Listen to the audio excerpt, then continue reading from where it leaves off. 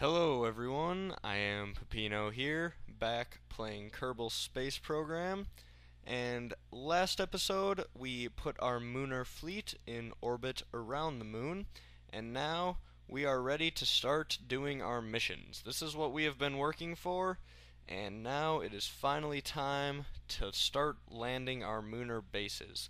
So the first one here, we are just EVAing a single Kerbal, and we are going to put him in one of our bases, transfer fuel so that it's full, and we actually have a lot less fuel. Like I said before in the last episode, I think we have a lot less fuel than I would have liked to have in orbit around the moon. We still have like 10,000 liters, but we've got 8 ships that we have to fill with fuel here, so we aren't going to have a ton of fuel left actually for future missions, so a refueling will be in order, but we'll figure that out later. The first thing we gotta do is we're gonna try land 4 bases on the surface of the moon in various locations, so that we can kind of scout out the terrain and everything like that. So we've got Korald Kerman, and he is ready to land the first Munar base of this mission. And there we go, decoupling the base. Now, what I'm going to want to do is just time accelerate a bit so that we drift away. And one thing I sort of forgot is these bases are built backwards, basically, according to the ship. So my retrograde and prograde markers are flipped around, and so that messed me up a little bit here with my RCS. I started burning in slightly a wrong direction, as you'll see here in a little bit, and I was just picking an area where we're going to want to land our Munar base there. But as you can see, so I start burning my RCS to try to get away from the ship, and I almost send it flying back into the station, which would have been a very, very bad thing, and I would have probably been rather upset. But I was able to see it and correct that mistake before any damage was done, so that was a good thing. And now what we've got to do is reactivate all these engines, which we deactivated last episode, so that we could put this thing in Munar orbit.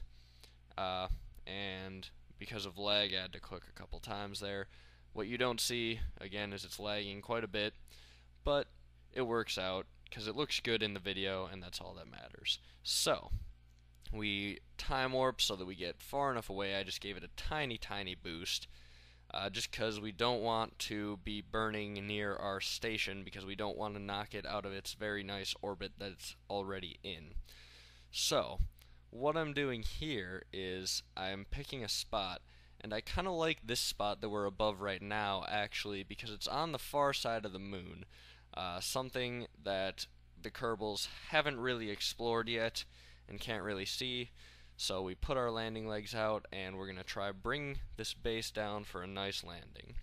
Now, if you watched the first episode, you may remember me saying that all of these fleet ships are completely untested, because I had to build them in a very weird way, attaching them to the core of our ship with decouplers the way I did, which is why the retrograde and prograde markers are reversed.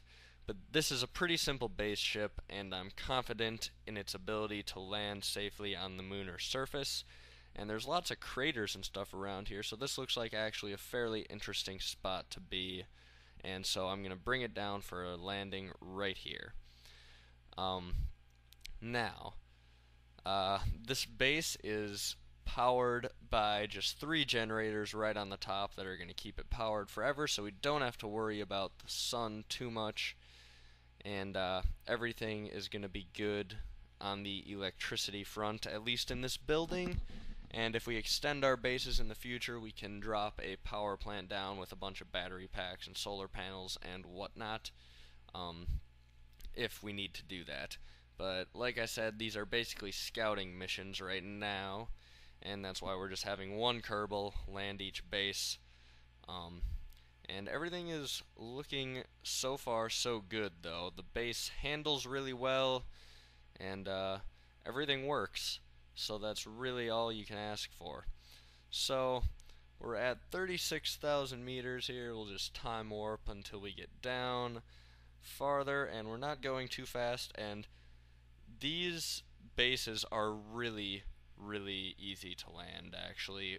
When you come from the Munar station, the way we are, um, it makes landing the actual lander incredibly, incredibly easy because you're not going too fast. You hardly have to use any fuel, and that's exactly what we wanted. That's exactly why we put this station in orbit around the moon.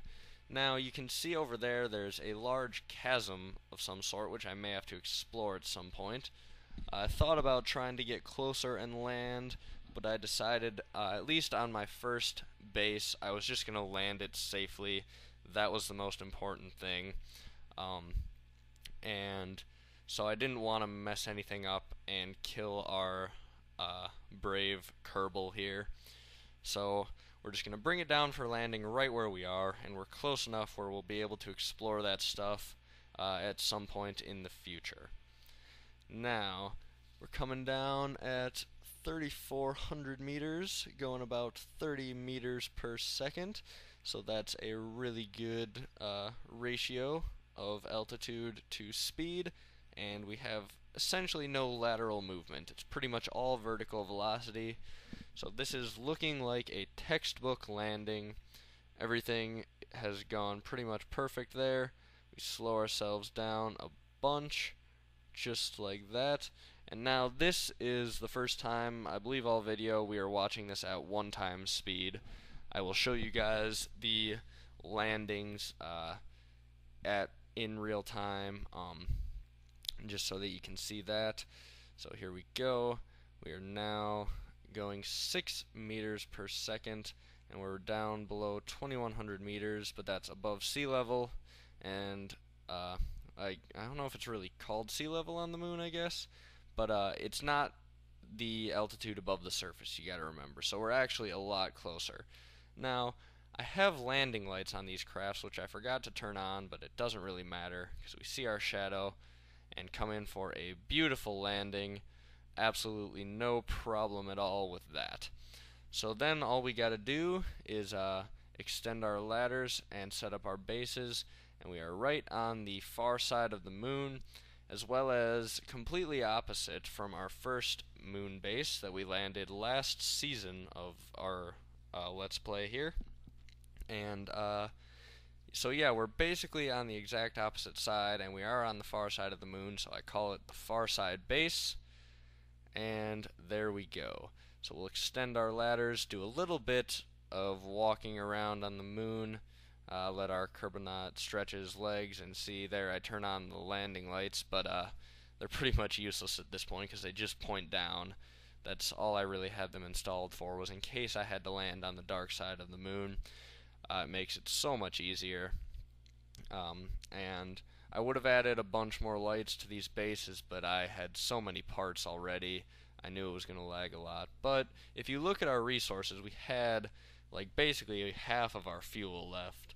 A little less, but it was close to half of our fuel, so we are in no danger of running out of fuel when landing these bases, and we can be a lot more selective in where we want to land and stuff like that. So I probably could have gone closer to that chasm, but it's fine. This is good enough for me, and we can do a little bit of moon dancing here with our Kerbal, jumping around, stretching out after a long time inside that cramped capsule. Actually, he's probably not too crammed right now because it's a 4-person thing and he's the only one. So after a little jog for Korad, it's time to head back into the base so that we can go back up and land our second Munar base. Before we do, we'll just survey the surrounding area real quickly, just like this, by zooming out. And it looks like it could be a fairly interesting area as far as terrain goes, so it's a good spot, I think, to have a base. Um, and so there you have that, and now we will put him back inside his capsule, and we can get ready for our next base that we're going to land. Now, I do have plans to possibly extend the bases, and as you see there, he tried to jump up, hits his head on the bottom, and then falls and lands on his butt. But the second time, he gets it, and there he goes up into the capsule. I do have plans, like I said, to extend some of these bases, possibly not all of them, but if we set up any really good bases where we want to extend them, we'll do that, like if we find nice flat areas or something like that. But here we go, we have Jedlan Kerman now, and he is loading himself into the next base lander. And so then we just gotta do our fuel transfers again, liquid fuel, oxidizer, and monoprop fuel, and then once we do all of that, we're ready to bring it down for a second Munar base landing. And so here we go, just transferring all the monoprop fuel, and then we're gonna have to pick our next spot where we're gonna want to land this base, and this one is a little more interesting, I'll tell you that right now. There we go, we decouple it, and we just speed up time to get it far enough away from our fleet stationed there. And now we're just gonna do a tiny little burn in a certain direction just to separate us even further from our station. Now I believe RCS doesn't actually impact the station, but if we just fire up the engines right near the station, if they were pointing at the station, they could actually knock the station's orbit off. I don't think it would matter too much really, but better safe than sorry. So now, here we go, we're picking our location, and we just gotta look, we're gonna face ourselves in the right direction, which is actually the prograde marker, to slow ourselves down. And I want to get around to the light side so that I can see what I'm doing and where I'm landing. And then I see this huge crater here.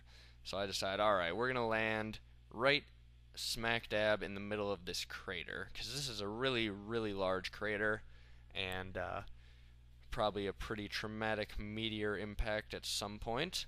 So it'd probably be a good place to study. So that's what I decide, and we set up our trajectory to bring us right to the center of the crater. And so that's what we'll do. There we see Kerbin off in the background as we position ourselves correctly. And then we just wait until we get farther down on our trajectory. But then, this is where things get really interesting. As we are getting down lower, I just so happen to spot something out of the corner of my eye, which you'll see right here as I'm killing our velocity at this point. I happen to turn my head and see something. Now, do you see it in the background? It was quick. I had the benefit of looking in real time, where this is in ×2 right now, but I'm burning towards it. You can sort of see it there. It looks like an arch. And now I happen to know that there are certain places on the lunar surface where there are these arches that are sort of anomalies or Easter eggs.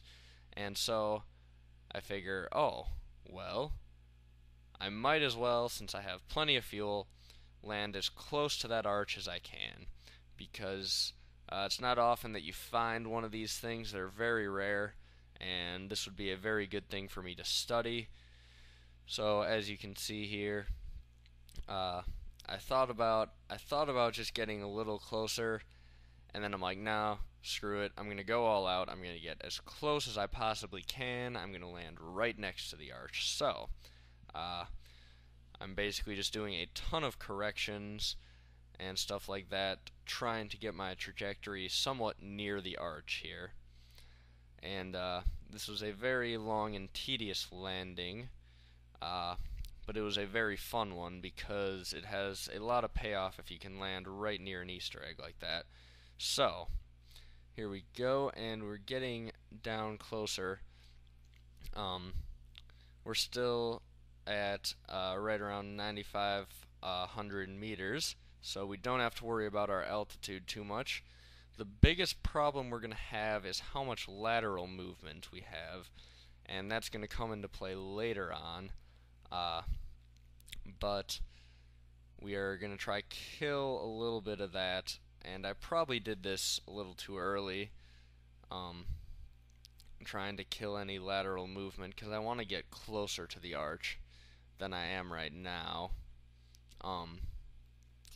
But we're right on the edge of that crater, the huge crater that's in the southern hemisphere of the moon. So if you are looking for this arch, you'll be able to see on the map exactly where I am, and you'll know that that's where you're going to want to go. But I thought about bringing it down around here, but I said no, I'm going to get as close as I can. So we're going to burn again, get back to going up, and then we're going to face ourselves, and I'm just eyeballing it here at this point, pointing right towards the arch, which you can see in a little bit. You'll see here it is basically right on the edge of that crater. So I'm burning pretty much straight at it, hoping that I'm going to be able to eventually kill off all this lateral movement that I'm generating, because we are pretty low. We're down below 5,000 meters right now. We're right at 5,000 meters, and killing lateral movement when you're down low to the ground is not something you generally want to do, but these bases handle pretty well, so I felt confident in my abilities here. So what we're going to do is just, again, keep going towards this arch, and I've never actually found any of the Easter eggs, really, so this was a big moment for me, so I didn't want to screw this up. Now, it hasn't happened yet, but what you're going to see later, I might as well just mention it now so you're ready, is I had 2 or 3 times huge lag spikes as I was doing this, and because right now I'm not lagging at all. When I'm not near the station, I don't lag. So right now I'm completely fine, but I dropped to like 1 frame per second for a while later on, and I have to actually pause the game and come back to it after like a minute once whatever was wrong with my computer fixes itself. So just be prepared for that. That'll happen in a little bit, but here I'm just trying, basically again, just eyeballing it, trying to get myself going pretty much straight towards the arch, and I've done a pretty good job of it so far. Not too worried about my fuel levels. They're completely fine for how much burning left we're gonna have to do, and so just try to kill off a little bit of this lateral movement. I killed off too much and started moving away from the arch, which is the exact opposite of what I want. So we have to burn again, just straight towards it, and keep ourselves moving in that direction. And everything is going well so far. We have plenty of altitude, and we are going slowly but surely towards our target, and it looks pretty darn cool. I have seen other people find these, but in none of my files, not just my Let's Plays, I haven't found these in any of my files, so this is a big deal. And we're going to try set up a base centered around one. So we have to hit this landing exactly right. And we're coming in now. We've got about 15 meters per second of basically all lateral movement, which isn't necessarily good, but it's not too bad either. We've pretty much just been sliding across the Munar, not really the surface, but we've just been floating essentially over to this arch very, very slowly, which is kind of cool. And this is a base. If I do start expanding my bases, this would be an area where I could see building up a pretty decent base, hopefully. Um, but first things first, we gotta land this one. And I will have to, I decide I'm gonna actually use the landing lights at some point here. So I'm gonna turn them on, but I have that docking port open, which you'll see later I'll have to close. That's why, is because it actually blocks part of my landing lights.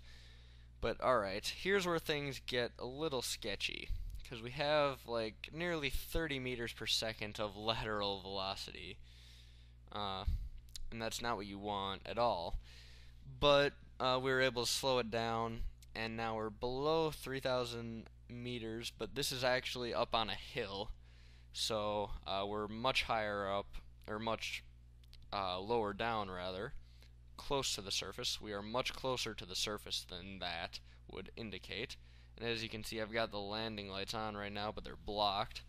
So we gotta close the docking port here. And we're also just making sure we're still heading in the general direction of the arch. So there we go, that is closed. And now we're gonna just bring it in nice and close.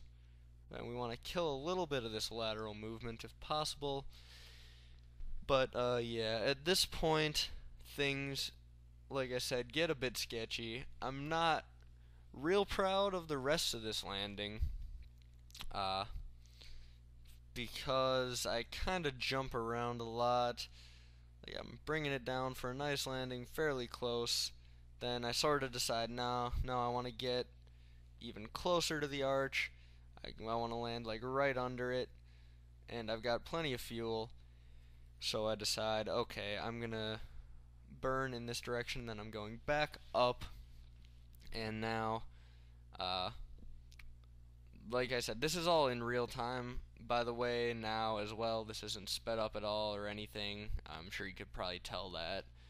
Like I said, I'll show you the landings in real time, but all the tedious orbit setting up and docking and construction, things like that, you might as well see sped up, because otherwise this would have been like an hour and 50-minute episode, so we don't want that. But alright, so we're bringing this down here, and we're close enough to the arch, really. And here's where the lag spike hits, the worst one at the worst time. So basically I just throttle up and hope that I don't crash into the surface. I have to pause the game. I come back like a minute later once my frames per second returned. So it was a problem with my computer, nothing that was happening in game. I'm not really sure what happened, but that kind of screwed up our nice landing that we were gonna have. But luckily we aren't really cutting it close on fuel, so we're able to be pretty picky about where we land. And here we go, and almost coming in for a nice landing, but nope, I throttle up a bunch. And see, the thing is, I was worried a lot about how much lateral movement I have, because as you can see, I have about 4 meters per second of pure lateral movement. I'm not going up or down much, but I decide, alright, well, it's now or never, and hopefully we can fix any problems if we run into them. So I'm just going to get up this hill a little bit, and here's my attempt, bringing it down for the final landing, and don't tip, and there it is. We have our landing in the shadow of this Munar arch, this strange anomaly, which the Kerbal scientists, I'm sure, will love to study. So this was a great accomplishment for us, and now we can worry about just setting up the base. So we will rename it, and naturally we will rename it Munar Arch Base. So there it is, and we're going to do a nice EVA, of course, because we have to explore this thing. So Jedlan Kerman here, going to get out, and he's going to go explore this arch, because this thing is pretty cool. So he hops down here, and this is sped up at double speed, just because it took a while. So he's going to use his jetpack, get over there, and I'm going to get over near the arch just to explore and try to figure out why the heck it's here. He gets down in the shadow of the arch, and it is absolutely huge. Like, it's a massive, massive arch. And he decides he's gonna try climb up a little ways. As you can see here, just taking a look at the arch. But then he decides, yeah, I'm gonna try climb up this using my jetpack. And it doesn't work out too well. He kind of hits the side and then falls down. Luckily, there's not too much gravity. He lands on his head, slightly concussed, but alright. And so then he's going to head back to the base to get an Advil for his head, but he overshoots it and goes sliding. Now, I mentioned we're on the edge of a crater, so there's a downward slope. And he slides for quite a while here, but luckily for me, he stops just before he hits a steeper slope where he would have pretty much slid, I think, down into the bottom of that crater. Then I realize how awesome the view is from here, so I decide let's take a couple postcards to send back home to the Kerbal scientists. So he'll just pose for a photo shoot, and after waiting for better lighting and getting a couple pictures, it's time to put him back inside of his base so that we can get back to doing more Munar missions and landing the second 2 Munar bases. And hopefully they will be as interesting as this one. And this is a big day for the Kerbals, as their dream of colonizing space is becoming a reality. We now have a couple Munar bases and a station in orbit that's going to make it much, much easier to colonize the moon. And we've learned a lot. We've learned that we can't have too many ships on our fleet the way we did, and stuff like that. And we can hopefully, in the future, if we need to launch any more stations, which hopefully we'll put some around other planets at some point, we learned some mistakes and how to avoid them. So he actually lands on his feet, so his head must be feeling better. And now, time to hop back up, and just like the first Kerbal, he hits his head on the base on the first try. But then, the second try, he figures it out, and so there he goes, back into his base. Right there, we are pretty darn close to the arch, and I am proud of this base. So thank you guys for watching. This has been iampeppino, and if you liked the video, remember to subscribe for more awesome videos, and hopefully you will join me next time as we continue our colonization of the moon, and hopefully more awesome things in the future. So as I survey the terrain, again, thank you guys for watching, and we'll see you next time. Bye-bye.